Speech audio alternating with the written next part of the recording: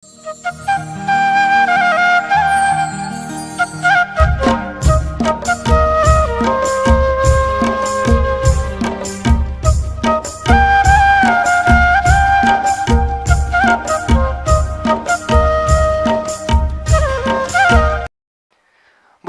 देवादिदेव 1008 पार्श्वनाथ भगवान की जय जय जय।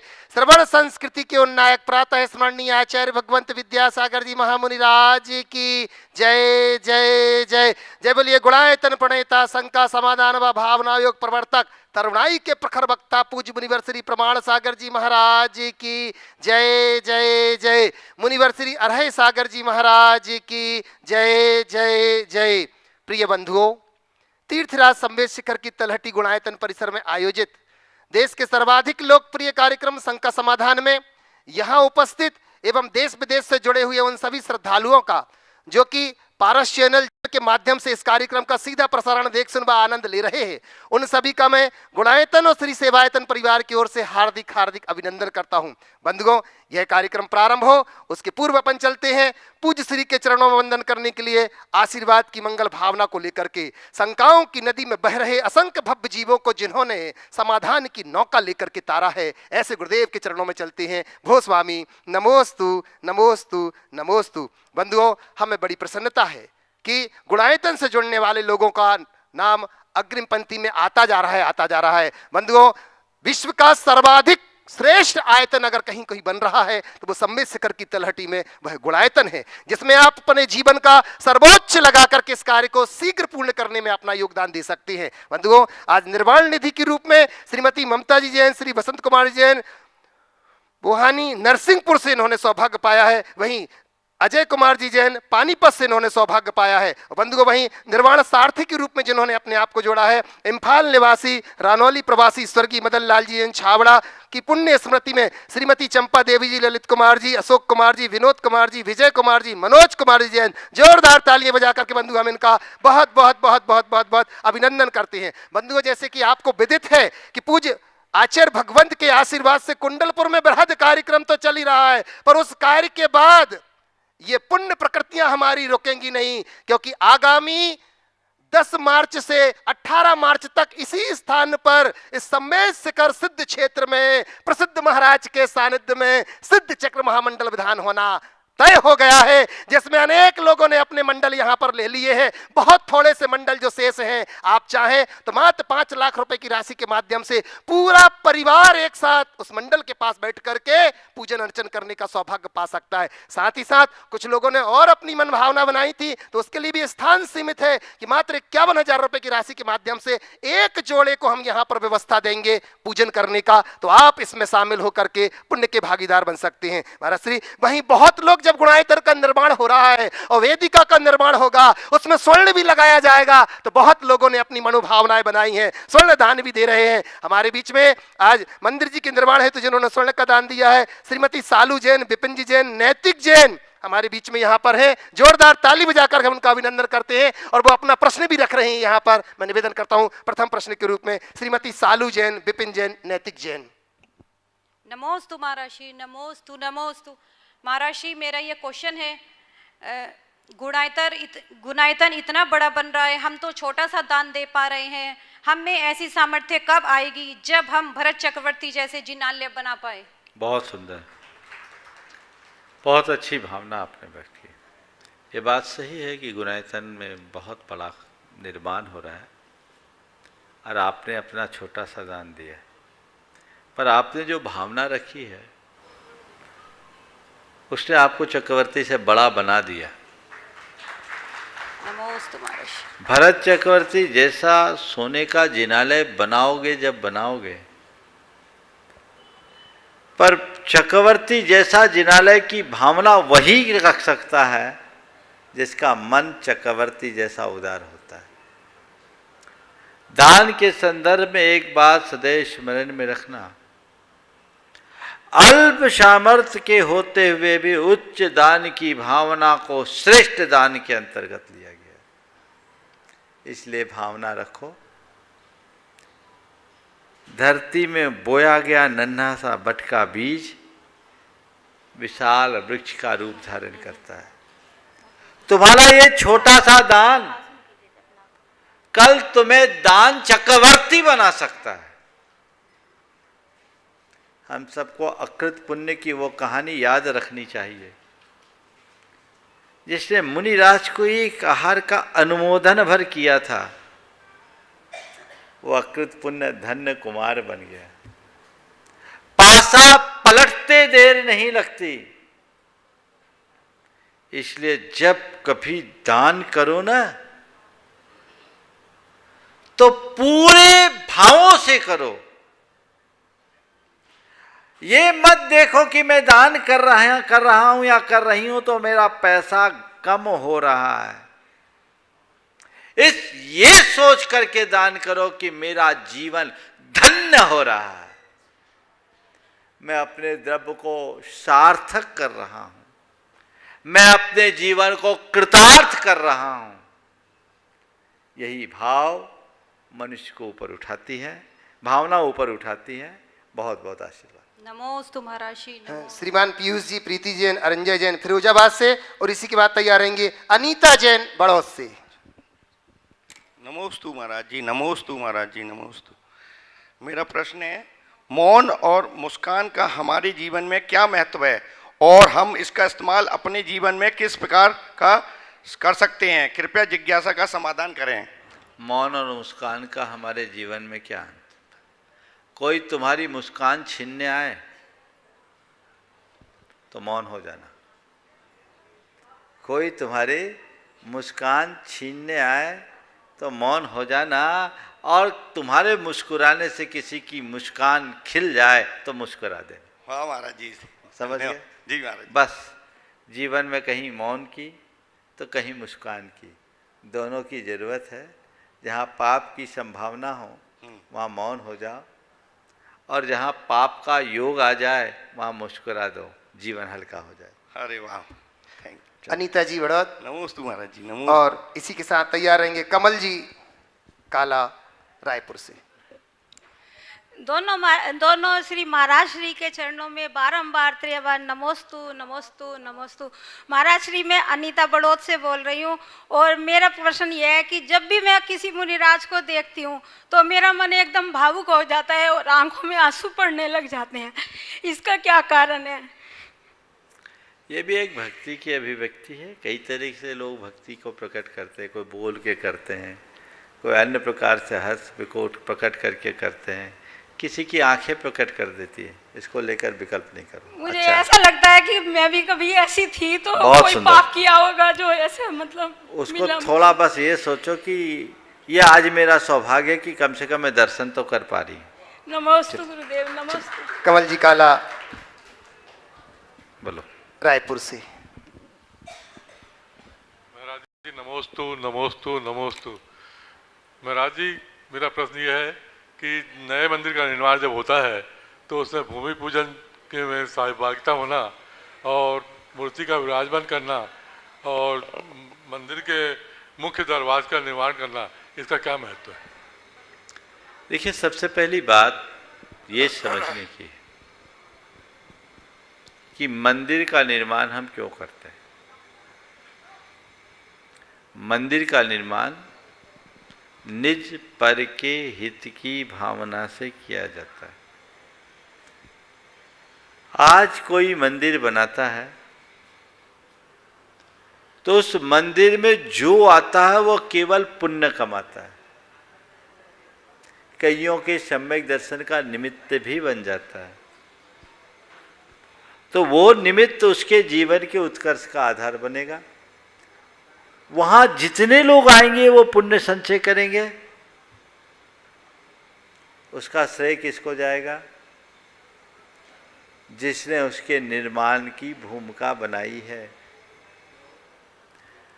तो मंदिर स्वपर के कल्याण का एक श्रेष्ठ केंद्र है। पहली बात तो ये बिठा लीजिए अपने हृदय में।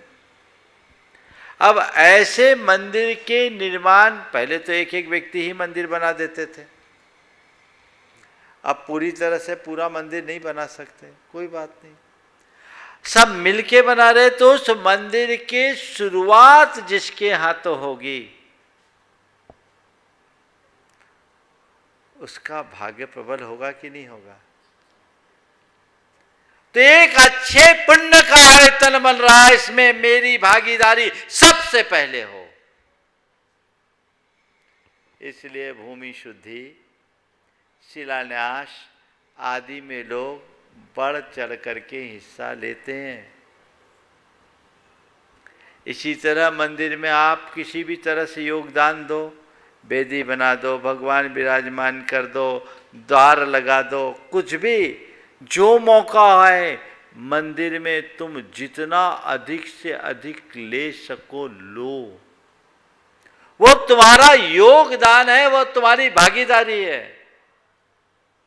उसके निमित्त से उसका निर्माण होगा और वह धर्म प्रभावना का आधार बनेगा।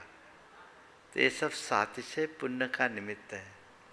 अब मैं यदि कह दूं कि वेदी बनाने में ज़्यादा पुण्य है, भगवान विराजने में ज़्यादा पुण्य है, या दरवाज़ा लगाने में ज़्यादा पुण्य है, या शिलान्यास में ज़्यादा पुण्य है, तो तुम लोग हो बनिया। सब कहेंगे हमको तो भगवान ही विराजना है, तो बिना वेदी के भगवान कहाँ विराजेंगे।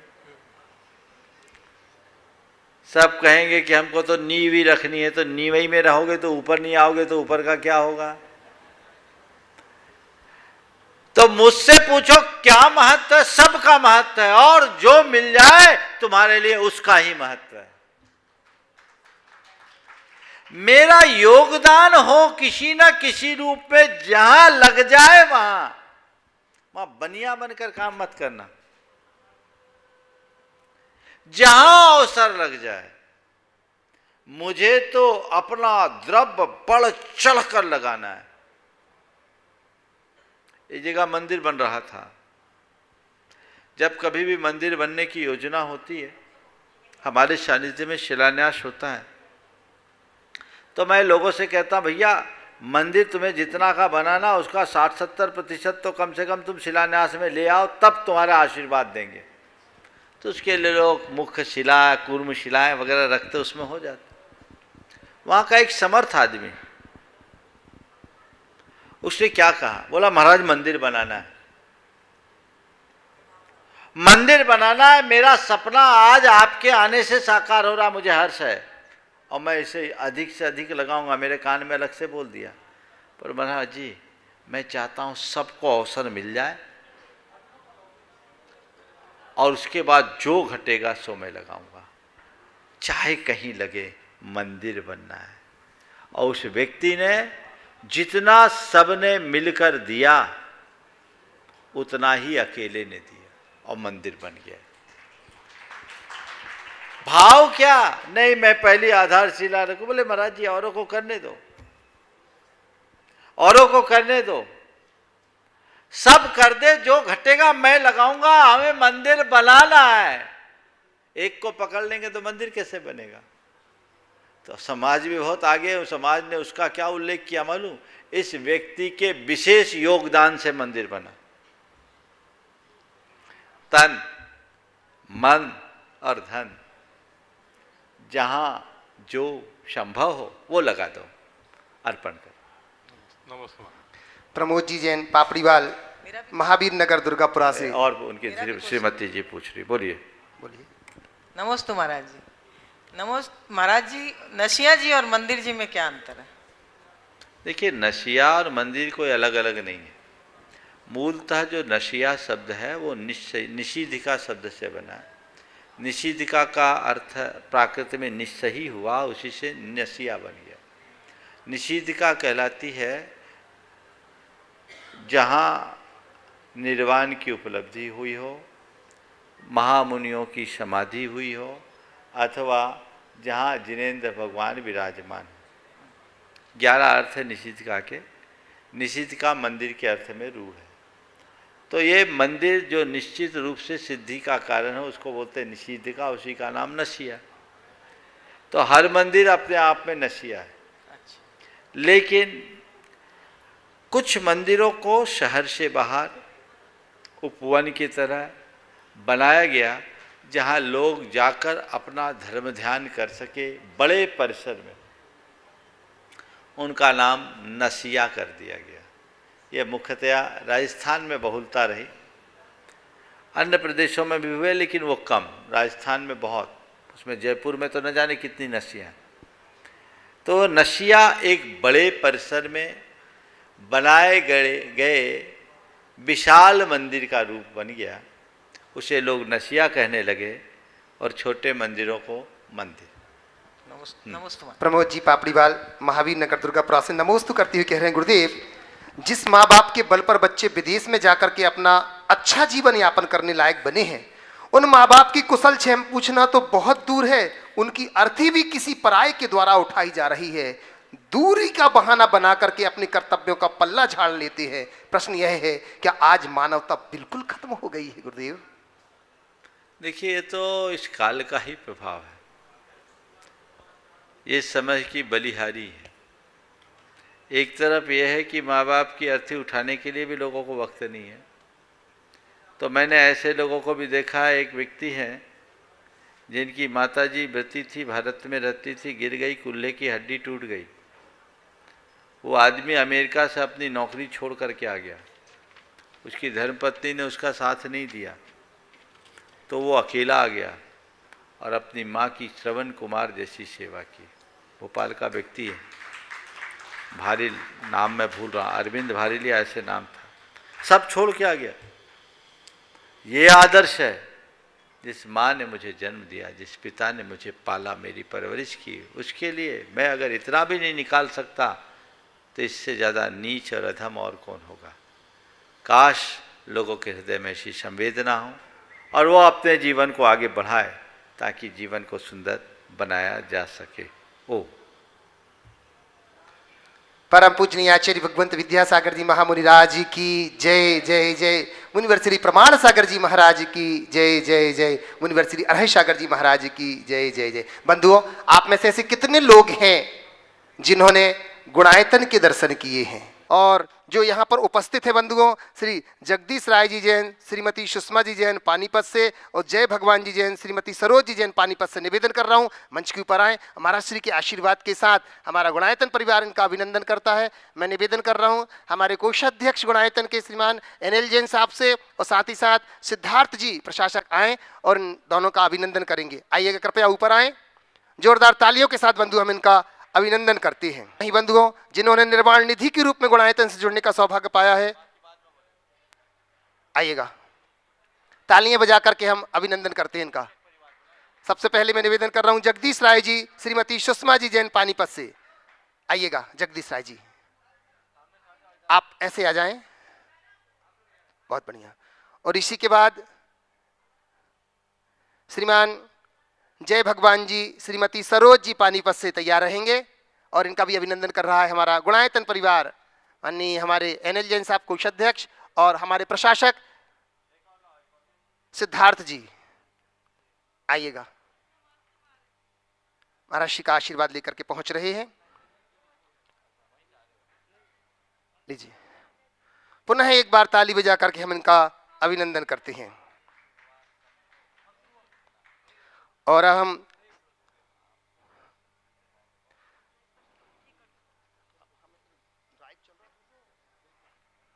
चलते हैं। अब हम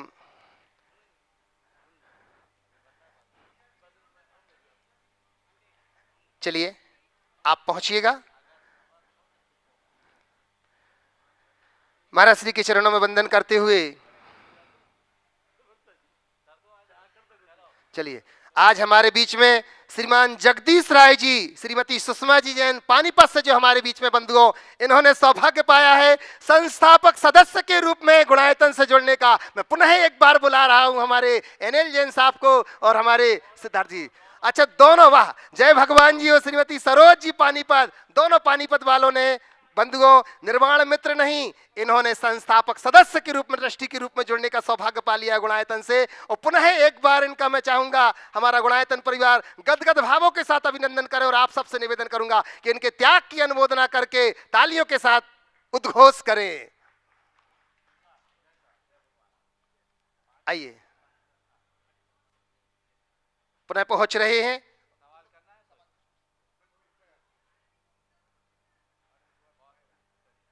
लीजिए, आप लोग एक बार ऐसे जाएं, इधर आ जाएं। आशीर्वाद ले रहे हैं महाराज श्री का। संस्थापक सदस्य ट्रस्टी के रूप में जुड़ने का सौभाग्य पाया है आपने गुणायतन से, सौभाग्य है आपका। पूज्य श्री का आशीष आप सबको मिला, पूरे परिवार के लिए बहुत बहुत बहुत बहुत।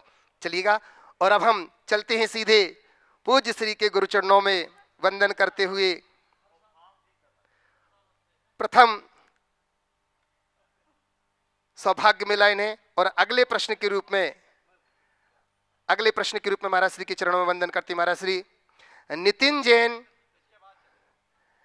जैन बिनौली बागपत से नमोस्तु करते हुए पूछना चाह रहे हैं महाराज श्री, किसी ने सच ही कहा है कि बेटी को चांद जैसा मत बनाओ कि हर कोई घूर कर देखे, और बेटी को सूरज जैसा बनाओ ताकि घूरने से पहले सबकी नजर झुक जाए। तो महाराज श्री, मेरी शंका यह है कि हर माँ बाप अपनी बेटी को कैसे संस्कार दें कि वह सूरज की तरह चारों ओर प्रकाश ही प्रकाश कर दे। कृपया समाधान कीजिए। मैं कहूँगा बेटी को न चांद जैसा बनाओ न सूरज जैसा बनाओ, बेटी को बस बेटी जैसा बनाओ, जिसको ऐसा चमकाओ कि चांद की शोभा भी और सूरज का तेज भी उसके आगे फीका पड़ जाए। यही बेटी के जीवन की सबसे बड़ी उपलब्धि। महेंद्र जैन पत्रकार इंदौर से नमोस्तु निवेदित करते हुए कह रहे हैं महाराज श्री, किसी ने खूब कहा है कि दूसरों की पसंद से जियोगे तो एक प्रोजेक्ट बनकर के रह जाओगे, लेकिन खुद की पसंद से जियोगे तो एक ब्रांड बनकर के रहोगे। तो महाराज श्री, गृहस्थ जीवन में सभी को खुश और संतुष्ट रखना भी आवश्यक है और स्वयं की पसंद से भी जीना आवश्यक है। तो ऐसे में दोनों के मध्य संतुलन कैसे बनाया जाए, कृपया मार्गदर्शन दीजिए। बहुत अच्छा वाक्य है, दूसरों की पसंद से जियोगे तो प्रोजेक्ट बन के रहोगे, और खुद के पसंद से जियोगे तो ब्रांड बनोगे। दूसरों के को खुश रखते हुए हम अपने हिसाब से कैसे जिए, बहुत महत्वपूर्ण सवाल है। कल मैंने कहा था, हर व्यक्ति को अपने आप को खुश रखने वाला ही औरों को खुश रख सकता है, और अपने आप को वही खुश रख सकता है जो औरों से अप्रभावित रहता है, जो थोड़ी थोड़ी बातों से प्रभावित होता है, प्रतिक्रियाओं से प्रभावित होता है, और कभी अपने आप को खुश नहीं रख सकता। तो बिल्कुल खुद को खुद का रोल मॉडल बनाने का अभ्यास करें और अपने मन को साफ स्वच्छ बनाने की कोशिश करें, तभी हम कुछ अच्छा कर पाएंगे। प्रवीण जी सिंघई गड़ाकोटा सागर से नमोस्तु करते हुए कह रहे हैं, गुरुदेव, धन और प्रसिद्धि उस समुद्री जल के समान है जिसे जितना ज्यादा हम पीते हैं उतनी ही प्यासे हो जाते हैं। तो हे गुरुवर, ऐसी प्यास के स्थान पर धन व प्रसिद्धि के साथ शांति का चुनाव कैसे करें, कृपया मोटिवेट करें। धन और प्रसिद्धि के साथ साथ शांति का अनुभव कैसे करें, बात सही है। स्वाभाविक रूप से जितना हम पाते हैं उतनी उतनी प्यास बढ़ती है, लेकिन जिसे जीवन की सही समझ है, जो धन को जीवन के निर्वाह का साधन मानता है, साध्य नहीं, और धन और प्रसिद्धि को क्षणभंगुर मानते हैं, उनके हृदय में कभी प्रयास होता है, प्यास नहीं होती, उनकी प्यास बुझ जाती है। मन के संतोष से ही धन की लालसा को नियंत्रित किया जा सकता है। नमन गोयल इंदौर से नमोस्तु करते हुए कह रहे हैं, महाराज श्री, अंजन चोर हमेशा चोरी करता था, फिर भी वो मोक्ष चला गया, परंतु हम लोग 10 लक्षण पूजा में पढ़ते हैं कि जो वसु राजा था वो एक बार झूठ बोला और नरक चला गया। ऐसा क्यों महाराज श्री? अंजन चोर चोरी किया लेकिन सुधरा तो पूरा सुधर गया, लेकिन राजा बसु ने जो झूठ बोला वो झूठ बोल के झूठ को पोसते रहा, इसलिए नरक गया। किसी के द्वारा कोई गलती होना एक चूक है, लेकिन गलती को दोहराते रहना बहुत बड़ा अपराध होता है। बसु के निमित्त से उसका एक झूठ नहीं, उस एक झूठ से आज भी कितनी हिंसा हो रही। अजय रष्टव्यम, यानी जिसका पुनरअंकुरण न हो ऐसे चावल से पूजा करना चाहिए, उसका अर्थ उन्होंने आज यानी बकरे से यज्ञ करना चाहिए, इसमें समर्थन दिया। इसकी वजह से आज तक हिंसा हो रही है।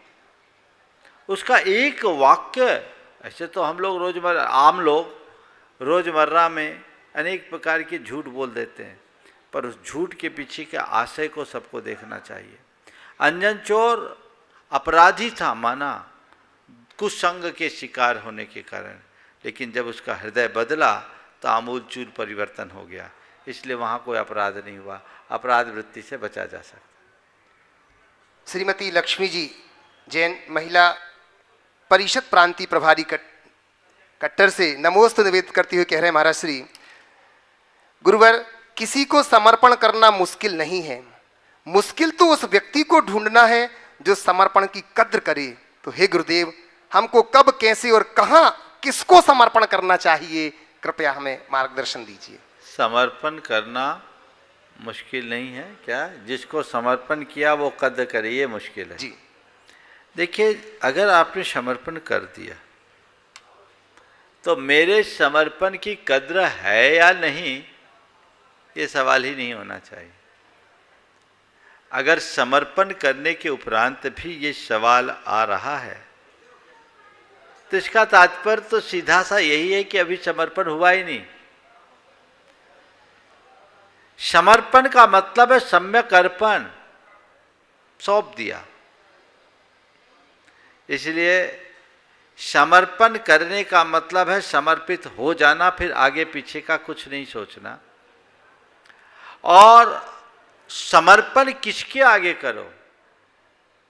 उसी के आगे करो जिसे तुम अपने जीवन का आदर्श बना सको, जिसमें तुम्हें तुम्हारा आदर्श दिखे और जो तुम्हें पार लगा सके। हर किसी के समक्ष समर्पण करने से कई बार गड़बड़ियां भी हो जाती। अशोक कुमार गांधी अहमदाबाद से नमोस्तु करते हुए कह रहे हैं, गुरुदेव, वक्त बता सकता है कि हमारे पास कितनी दौलत है, मगर दौलत यह नहीं बता सकती कि हमारे पास कितना वक्त है। तो महाराज श्री, हमारा वक्त कब खत्म हो जाएगा यह तय नहीं है, तो हम वक्त का सही उपयोग कैसे करें जिससे अंत में हमें निराश ना होना पड़े, कृपया समाधान कीजिए। बहुत अच्छी बात है। वक्त बता सकता है कि हमारे पास कितनी दौलत है, लेकिन दौलत नहीं बता सकती कि हमारे पास कितना वक्त है। काश मनुष्य इस चीज़ को समझे, वक्त दौलत से ऊंचा है। हमारे पास अपार दौलत हो और हमारे पास जीवन ना हो तो उसका क्या अर्थ? काश हम जीवन धन को समझे तो जड़ धन का व्यामोह अपने आप छूट सकता है। राजेश जी आराई गोपालगंज से नमोस्तु करते हुए कह रहे हैं, गुरुदेव, लाचारी भरी जिंदगी यदि हमारी आदत बन जाए तो जीवन में क्या क्या कठिनाइयों का सामना करना पड़ सकता है, कृपया मार्गदर्शन दीजिए। अगर लाचारी भरी जिंदगी हमारी आदत बनती है तो आपने पूछा क्या कठिनाइयाँ? जीवन में सिवाय कठिनाइयों के कुछ शेष ही नहीं रहता। ऐसी आदत बन जाने वाले व्यक्ति अपनी प्रगति को वहीं रोक देते हैं, उनकी प्रगति अवरुद्ध हो जाती है, उनके जीवन की अच्छाइयाँ वहीं समाप्त हो जाती है। ऐसे लोग घोर मजबूरी में जीने के लिए बाध्य हो जाते हैं। इसलिए हमें जीवन में कभी लाचार नहीं होना चाहिए, चाहे जैसी सिचुएशन हो उसे पार करने के लिए प्रयत्न करना चाहिए। प्रत्यक्ष लोगों को बुला। प्रत्यक्ष में मैं सबसे पहले निवेदन कर रहा हूँ एनएल जैन साहब, कोषाध्यक्ष गुणायतन, और इसी के बाद तैयार रहेंगी श्रीमती राज जैन लखनऊ से।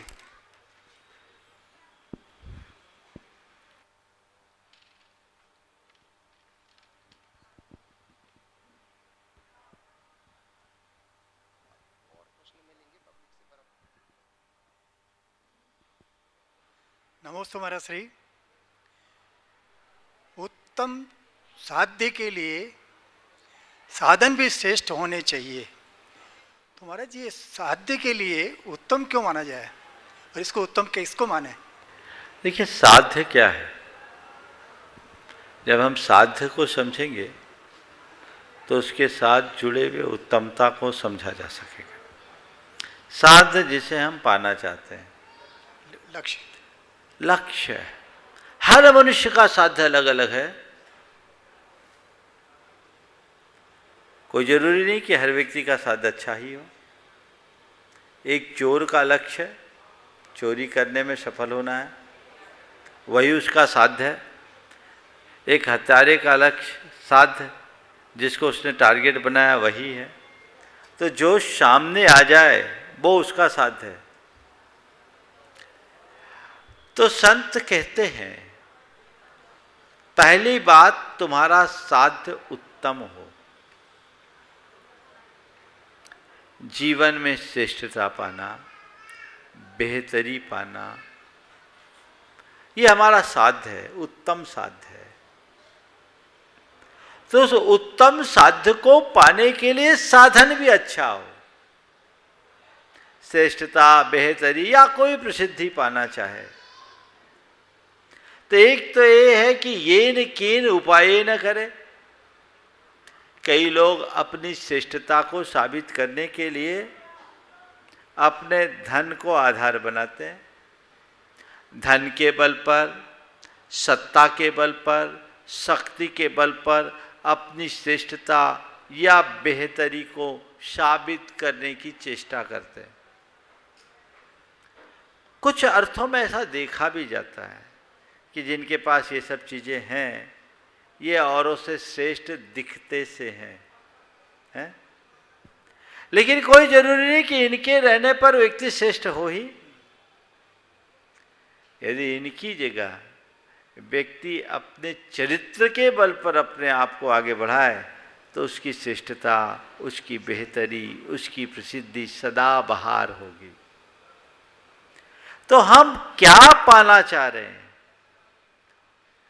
अगर हम गलत साधन को अपनाएंगे तो सही साधन तक पहुंचना मुश्किल है। कदाचित पहुंच भी गए तो उस पर टिक पाना मुश्किल है। तो जो हम पाना चाहते हैं, जो हम होना चाहते हैं, उसके लिए हमें सतत प्रयत्नशील रहना चाहिए। नमोस्तु महाराज श्री। श्रीमती राज जी और इसी के बाद तैयार रहेंगे प्रमोद जी सिंगापुर से हनी और मोक्ष के साथ। नमोस्तु गुरुवर, नमोस्तु नमोस्तु। महाराज जी मेरा प्रश्न है, अपने मन को विपरीत परिस्थितियों में भी हमेशा दृढ़ कैसे बनाए रखें? ये सवाल अक्सर आता है और विपरीत परिस्थितियां हर मनुष्य के साथ जुड़ती हैं। परिस्थितियों को हम बदल पाएं ये हमारे वश में नहीं। हमें कोशिश करनी चाहिए जब भी कोई विपरीत परिस्थिति हो तो पहले ये देखने की कोशिश करनी चाहिए कि इस परिस्थिति को बदला जा सकता है या नहीं।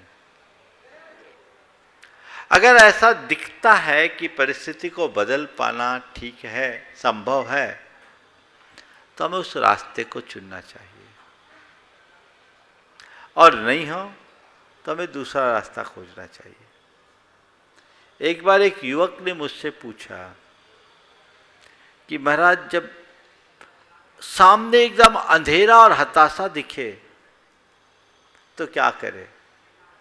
मैंने उससे कहा कि तुम गाड़ी लेकर जा रहे हो और सामने पहाड़ आ जाए, रास्ता बंद हो जाए तो क्या करोगे? क्या करोगे? बोले महाराज जा रहे हैं, रास्ता बंद है। तो मैंने कहा रिवर्स में आओगे? बोला नहीं। पहाड़ से भिड़ोगे? बोला नहीं। वहीं रुके रहोगे? बोले नहीं। क्या करोगे? बोले डायवर्जन ढूंढेंगे। इस पहाड़ी को पहाड़ पार करने का कोई दूसरा रास्ता है तो ढूंढे। तो जब कभी मैंने उससे कहा जब कभी तुम्हारे सामने परिस्थिति का पहाड़ खड़ा दिखे तो न तो उससे टकराओ, न वहां रुको, न रिवर्ट आओ। क्या करो? डायवर्जन ढूंढ करके उसको पार कर दो। सोच का तरीका बदले, चिंतन की दिशा बदले, उल्टा भी सीधा दिखने लगेगा, प्रतिकूल भी अनुकूल लगने लगेगा, बुराई में भी अच्छाई दिखने लगेगी और दुख में भी सुख की प्रतीति होने लगेगी। ये दृष्टिकोण अपने अंदर होना चाहिए। यदि ऐसा करते हैं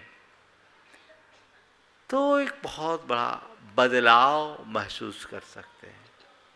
तो पहली बात, जब कभी ऐसी प्रतिकूल स्थिति हो तो उसकी संभावनाओं को तलाशें। परिस्थिति को न बदल पाए तो सोचने का रास्ता बदल दें, डायवर्सन अपना ले, एटीट्यूड को बदले, नंबर 1। दूसरी बात, धैर्य रखें। काली रात है, अमावस्या की, कुछ दिखता नहीं, ठीक है, पर ये तो पता है कि रात के बाद प्रभात होगा। क्या होगा? अब प्रभात होने तक मुझे धैर्य रखना है, धीरज रखो। धीरज में बहुत बड़ी ताकत है। जो मनुष्य जितना धीरज रखता है उसकी उतनी अधिक सहनशीलता होती है, और जो जितना सहनशील होता है वो उतना ही समर्थ बनता है। धैर्य रखने का अभ्यास करें, धीरज धरे। जितना धैर्य रख सकेंगे उतना आगे बढ़ सकेंगे।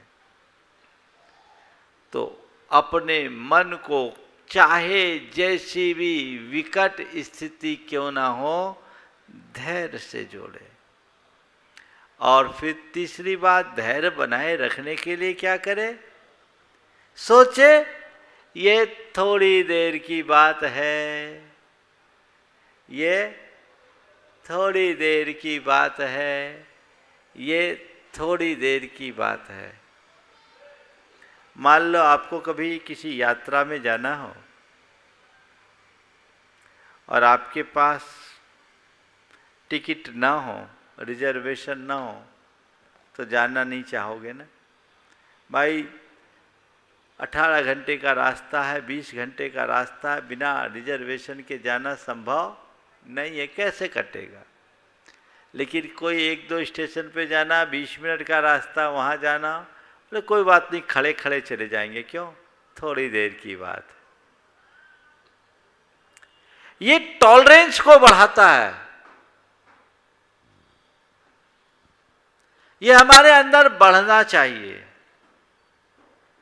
थोड़े देर की बात है, थोड़े देर की बात है, ऐसी सोच अपने भीतर विकसित करें और सकारात्मक सोचना शुरू करें, तो विषमतम परिस्थितियों में भी स्थिरता बनाने में समर्थ रह सकें। सिंगापुर से प्रमोद जी, धर्मपत्नी हनी जी बेटा मोक्ष के साथ, और इसी के बाद तैयार रहेंगी विजेता जैन शामली से। नमोस्तु भगवान, नमोस्तु। मेरे को उपवास करना है, मैं कब करूं और आपका फर्स्ट उपवास कब था? बहुत अच्छी भावना इस बच्चे ने की है। सबसे पहले तो मैं इस बच्चे की भावना बताऊं, कल इसका 8 वर्ष पूरा होगा, 8 पूरे होंगे। ये सिंगापुर से अपने माँ बाप के साथ उन्हें लेकर आया है। बच्चा ने माँ बाप को, ये बेटा माँ बाप को लाया, माँ बाप बेटे को नहीं लाए, कि मैं अपना पहला अभिषेक महाराज जी के सानिध्य में करूँगा। 8 वर्ष की उम्र में मुझे सम्यक दर्शन ग्रहण करना है। मैं अपना जन्मदिन वहाँ मनाऊंगा। मैं तो कहता हूँ ये किसी भव्य जीव के ही उद्गार हो सकते हैं। कल इसका यहाँ जन्मदिन मनेगा, ये प्रथम अभिषेक करेगा, मुंडन संस्कार के साथ ये जैन संस्कार ग्रहण करेगा।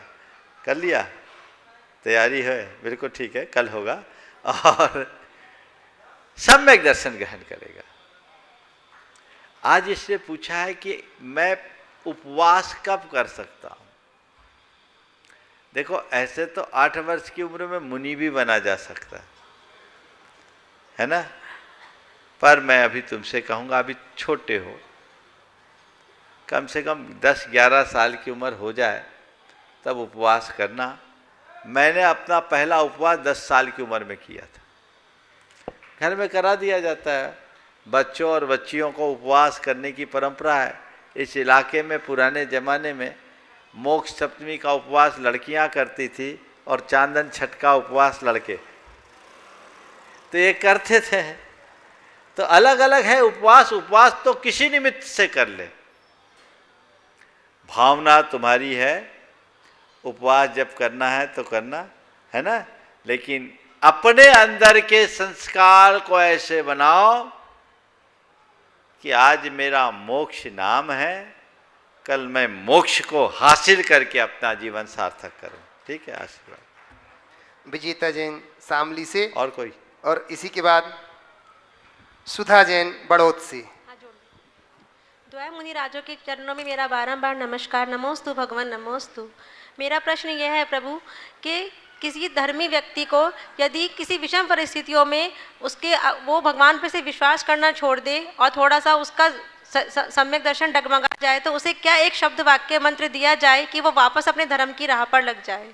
देखिए, विषम परिस्थितियों में यदि किसी का मन डगमगाया है, कोई श्रद्धा से विमुख हुआ है, तो हमें चाहिए कि उसके साथ बहुत गंभीरता और संवेदनशीलता के साथ प्रस्तुत हों, उसे ये बात समझाएं कि विषमता धर्मात्मा के जीवन में ही आती है। एक बार मुझसे किसी ने पूछा कि धर्मी लोग इतना धर्म करते हैं तो भी उनके ऊपर इतना कष्ट क्यों आता? मैंने कहा, कष्ट इसीलिए आता है क्योंकि वो धर्मी है, क्योंकि सोने को ही कसौटी पर कसा जाता है, पीतल को नहीं।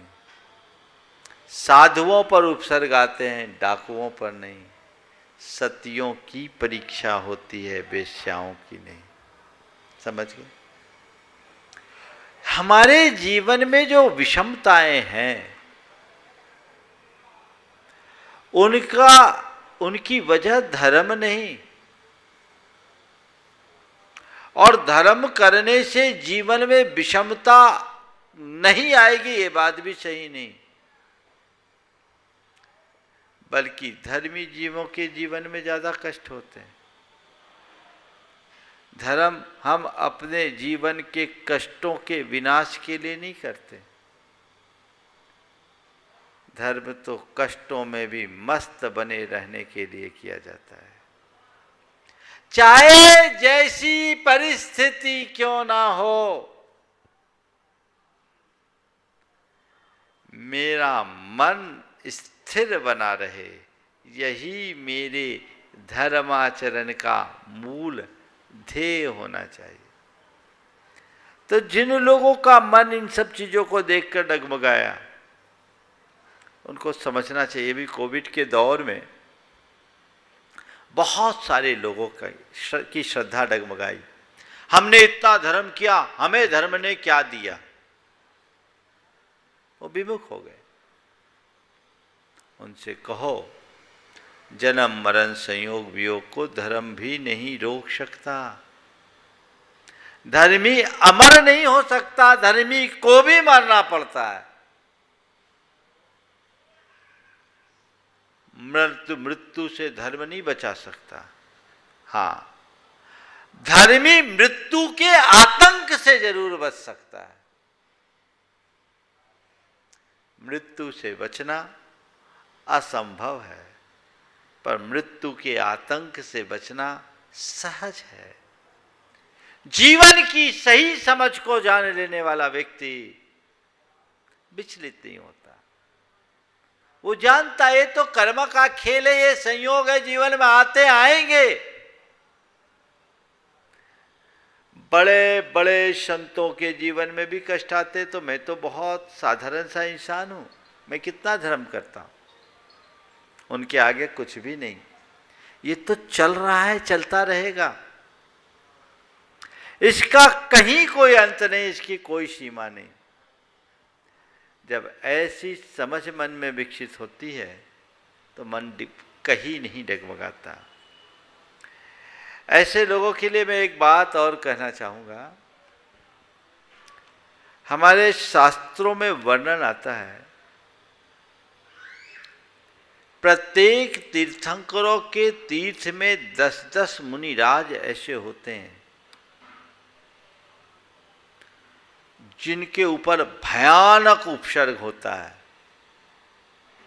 और उसी उपसर्ग अविष्ट अवस्था में उन्हें केवल ज्ञान होता है और मोक्ष हो जाता है। उन्हें अंतकृत केवली कहा जाता है। इसी तरह 10-10 मुनिराज ऐसे भी होते हैं जिनको भयानक उपसर्ग का सामना करना पड़ता है और वे मोक्ष तो नहीं लेकिन अनुत्तर विमानों में उत्पन्न होते हैं, वहां से आकर मोक्ष जाने योग्य हो जाते हैं। ये प्रत्येक तीर्थंकर के तीर्थकाल में होता है। हमारे द्वादशांग के 2 अंगों में इनका नाम है, अंतकृत दशांग और अनुत्तरोपपादिक दशांग। अब थोड़ा सोचो, वे तो मुनिराज, पाप के परित्यागी, जब उनके जीवन में भी ऐसा उपसर्ग आ सकता है तो हम साधारण आदमी किस खेत की मूली, वो कहीं नहीं रखते। समझ गए? तो वस्तु के स्वरूप को समझे। अगर कष्टों से घबराकर धर्म से विमुख होगे तो स्थिरता कहां पाओगे? धार्मिक संबोधन ही तो हमारे मन को मोड़ता है। इसलिए चाहे जो कुछ हो, धर्म के स्वरूप को समझते हुए अपनी दृष्टि को धर्म से जोड़कर रखना चाहिए। सुधा जी जैन बड़ौत से और इसी के साथ राकेश जी जैन। नमोस्तु मानाश्री, नमोस्तु नमोस्तु। माश्री, मेरा ये प्रश्न है कि अगर घर में 10 सदस्य होते हैं, उनमें से एक ही थोड़ा धर्म करता है, तो वे 10 सदस्य क्यों नहीं करते? वो ये सोचते हैं कि एक से ही हम सबका काम हो जाए। जैसे लोक में एक कमाता है तो कहते हैं एक तो कमा रहा, हमें करने की क्या जरूरत, घर तो चल ही रहा है। कई घर ऐसे होते हैं जिसमें कमाओ एक होता, खाने वाले सब। लेकिन मैं लोगों से एक बात कहना चाहूंगा, लोक में ऐसा हो सकता है कि एक कमाए पूरा घर खाए, पर धर्म के क्षेत्र में ऐसी भूल में मत रहना कि कोई एक कमाए और सबके खाते में पुण्य आए। दूसरों के द्वारा जोड़े गए धन के तुम हिस्सेदार भले हो सकते हो, पर किसी के द्वारा जोड़े गए पुण्य में तुम्हारी कोई भागीदारी नहीं होगी। उसके लिए तो तुम्हें खुद का पुरुषार्थ करना होगा। इसलिए घर के अन्य सदस्यों को चाहिए कि वे अपनी भावी जिंदगी की सलामती के लिए ठीक रीति से धर्म करना शुरू करें, धर्म को धारे, तभी जीवन का उद्धार होगा। अन्यथा जो होना है सो होना ही। नमोस्तु महाराज श्री, नमोस्तु। नीलेश जी काला पहुंच रहे हैं। उसके पूर्व महाराज श्री पायल हितंकर अरहंत जी प्रेमी परिवार से नमोस्तु निवेदित करते हुए कह रहे हैं, गुरुजी अकेला व्यक्ति कुछ नहीं कर सकता और साथ हो परिवार तो हर लड़ाई आसान है। ये चीज मैंने खुद भी महसूस की है। तो महाराज श्री दान देते वक्त परिवार का वातावरण कैसा होना चाहिए और दान करने वाले की किस प्रकार अनुमोदना करनी चाहिए? और महाराज श्री अगर दान परिवार से अलग होकर के किया जाए तो ऐसे में उस दान का क्या फल मिलता है? दान करने वाले को कृपया समाधान कीजिए। सवाल दान पर है। दान करते समय तीनों बातें फिर सब दोहराओ।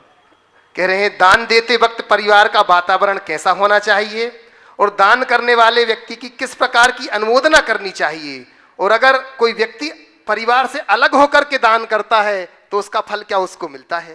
देखिए, दान देते समय परिवार में हर्ष का वातावरण होना चाहिए। अगर कोई दान दे रहा है तो उस पूरे के पूरे परिवार के सदस्यों के हृदय में अपार हर्ष होना चाहिए, खुशी होनी चाहिए। मैं एक परिवार की बात बताता हूँ। एक परिवार के किसी सदस्य ने दान दिया।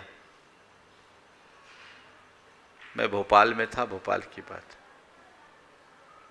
दान किया और उसकी सूचना परिवार को जब उसने दी, सारे घर के लोग आए कि महाराज जी आज हार्दिक प्रसन्नता है कि हमारा धन एक अच्छे कार्य में लग गया। उनके आंखों से हर्ष के आंसू देखा। ये है दान के क्षणों में होने वाला हर्षातिरेक। अगर कोई एक दान दे और घर भर के लोग मुंह बनाए तो मामला गड़बड़ है। तो दान अगर कोई दे तो उस घर में हर्ष का वातावरण होना चाहिए और दान दाता की जी भर के अनुमोदना करनी चाहिए। अगर घर का प्रमुख दान देता है और शेष सदस्य उसकी अनुमोदना करते हैं तो उसके पुण्य का एक हिस्सा उनके खाते में तो ऑटोमेटिक चला जाता है।